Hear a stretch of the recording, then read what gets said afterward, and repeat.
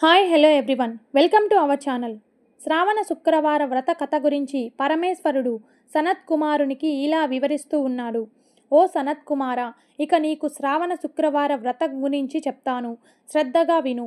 ఈ వ్రతం చేయడం వలన సమస్త విపత్తులు దూరమై ప్రాణి సకల సిరి సంపదలతో విరాజిల్లుతుంది. శ్రావణ శుక్రవారం రోజున జీవంతికాదేవి వ్రతాన్ని చేయాలి. ఈ వ్రతాన్ని ప్రధానంగా మహిళలు తమ పిల్లల క్షేమం కోసం ఆచరిస్తారు. ఓ సనత్ కుమార, ముందుగా ఈ వ్రత విధానం విను. తరువాత విన్నంతని అష్టైశ్వర్యాలు కలగచేసే వ్రత కథ గురించి చెప్తాను అని ఈ విధంగా చెప్పాడు. శ్రావణ మాసంలో శుక్రవారం రోజున ప్రాతకాలంలోనే నిద్రలేచి శిరస్నానం చేసి ఎరుపు రంగు వస్త్రాలను ధరించి వ్రత సంకల్పం చేసుకోవాలి. ఒక వేదికపై జీవంతికాదేవి ప్రతిమను స్థాపించి ఎర్రటి పుష్పాలతో కుంకుమలతో అమ్మవారిని పూజించాలి. ధూప దీప నైవేద్యాలను సమర్పించాలి. 5 ఒత్తుల దీపాన్ని వెలిగించాలి. నైవేద్యంలో ఎరుపు రంగు ఫలాలు మరియు గోధుమ పిండి, చక్కెర, నెయ్యి కలిపిన చేసిన కేసరి అమ్మవారికి సమర్పించాలి. జీవంతికాదేవి వ్రతంలో పసుపు వాడకూడదు. ఈరోజు ఈ వ్రతం చేసేవారు పసుపు రంగు బట్టలు కానీ ఆభరణాలు కానీ ధరించకూడదు.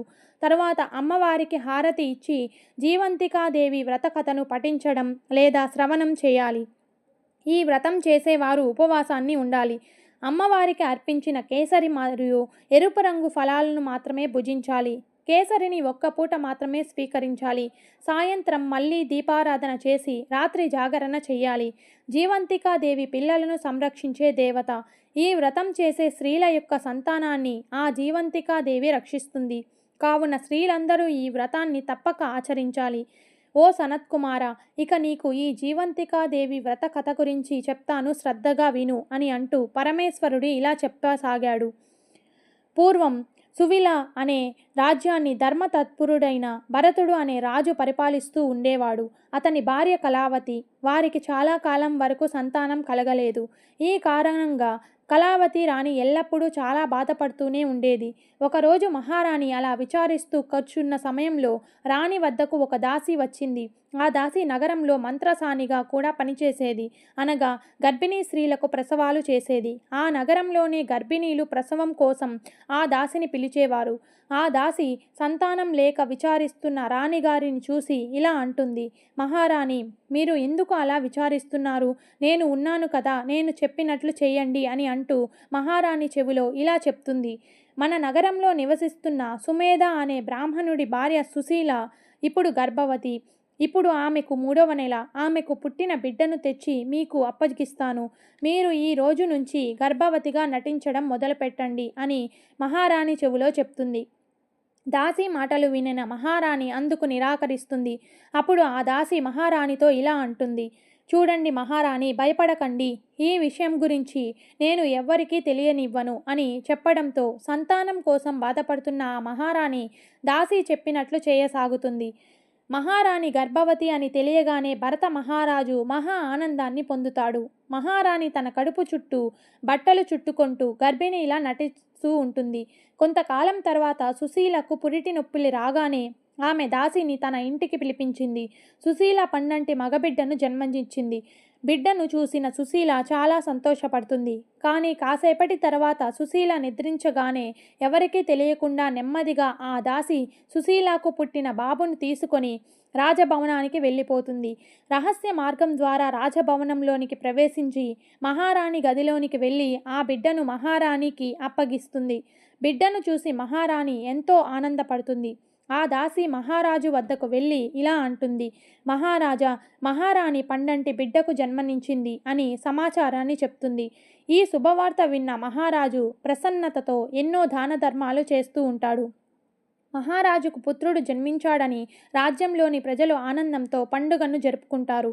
కానీ మరోవైపు ఆ బ్రాహ్మణ స్త్రీ సుశీల తన బిడ్డ దూరమైనందుకు చాలా విచారిస్తూ ఉంటుంది.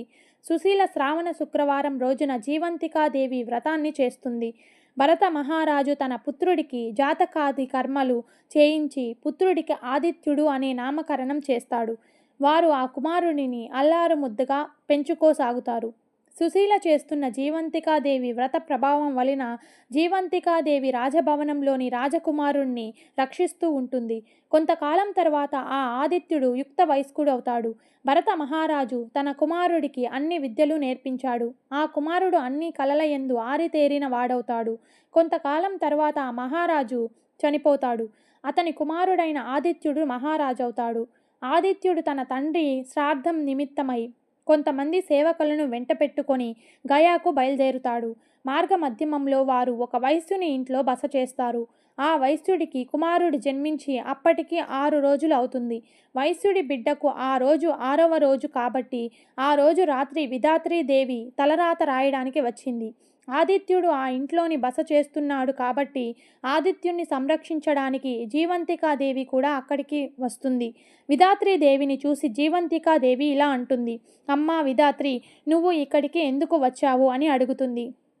అందుకు విధాత్రీదేవి, ఈరోజు ఈ వైశ్యుడి కొడుక్కి 6వ రోజు కాబట్టి అతని తలరాత రాయడానికి వచ్చాను అని అంటుంది. దానికి జీవంతికాదేవి ఇలా అంటుంది, ఏమి రాస్తున్నావు తలరాత అని అడుగుతుంది.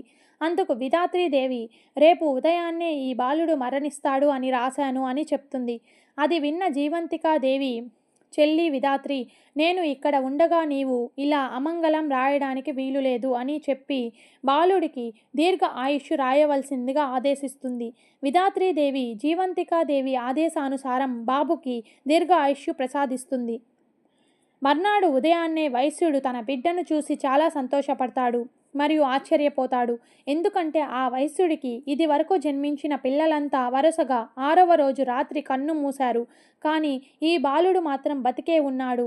ఇదంతా ఆ ఆదిత్యుని వల్లనే అని వైశ్యుడు అనుకుంటాడు.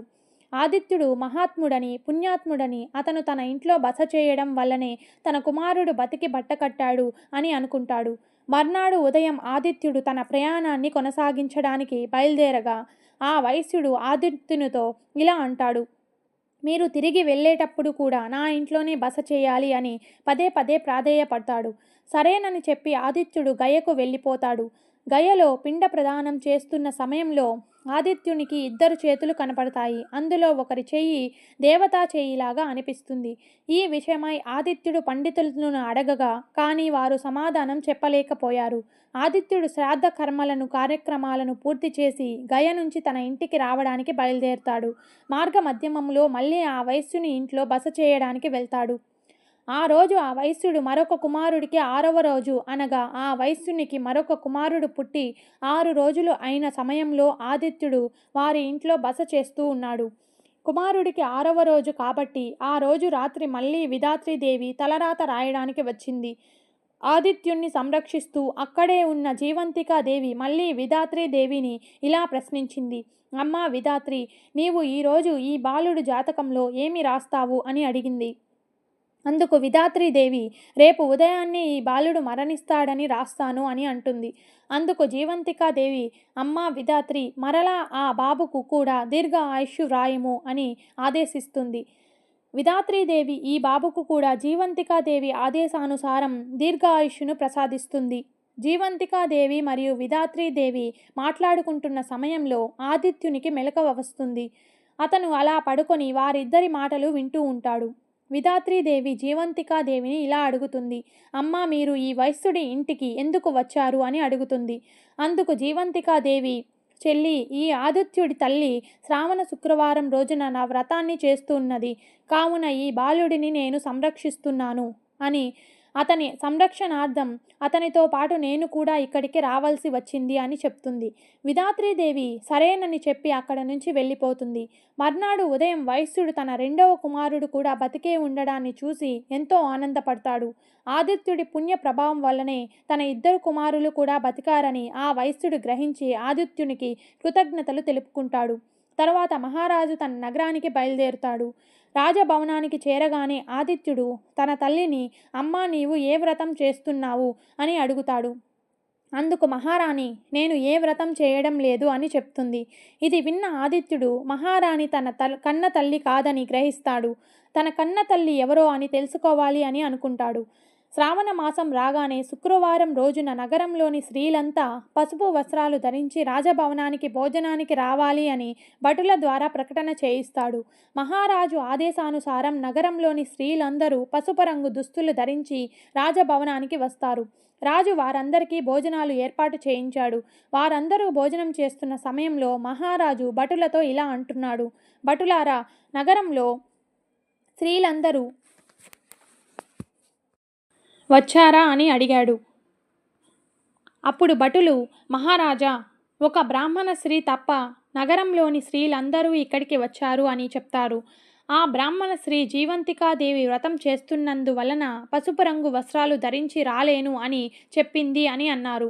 అది విన్న రాజు సత్యాన్ని గ్రహించి తన తల్లి కోసం ఎరుపు రంగు వస్త్రాలను పంపుతాడు. మహారాజు పంపిన ఎరుపు రంగు వస్త్రాలను ధరించి సుశీల రాజభవనానికి వచ్చింది. సుశీల తన కుమారుణ్ణి చూరగానే ఆమె స్తనంలో నుంచి క్షీరధారాలు వెలువడి ఆదిత్యుని ముఖం మీద పడ్డాయి. ఈ దృశ్యం చూసిన వారంతా ఆశ్చర్యపోతారు. సుశీల తన మాతృత్వపు ఆప్యాయతతో కుమారుణ్ణి కౌగలించుకుంటుంది. మహారాజు తన తల్లిని రాజభవనంలోనికి తీసుకొని వచ్చాడని పరమేశ్వరుడు సనత్ కుమారునికి ఈ శ్రావణ మాసంలో చేసే జీవంతికాదేవి వ్రత మహత్యం గురించి ఈ విధంగా వివరించాడు.